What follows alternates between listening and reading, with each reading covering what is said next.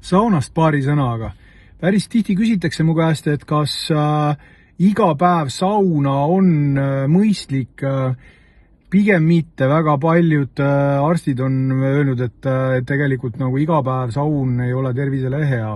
Ja ma olen näinud inimesi, kes on läinud pulsikellaga sauna ja hoolimata sellest, et nad on trennis teinud hästi korralikult, kõvasti intensiivset trenni, on kõige kõrgem pulss saavutatud ikkagi saunalaval.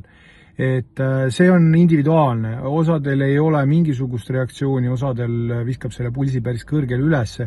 Nii et pigem on ikkagi saun mõeldud taastumiseks, lõõgastumiseks, mitte siis selleks, et pulsi veel treeni lõpus päris korralikult 200 peale lükata.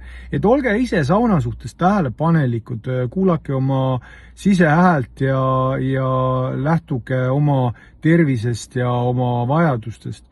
Et mina ise teen sauna 1-2 korda nädalas, et kunagi olid ajad, kui ma käisin iga päev, halvasti ma ennast ei tundnud, aga ma pigem arvestan sellega, et arstid võivad selles küsimuses olla minust natuke targemad.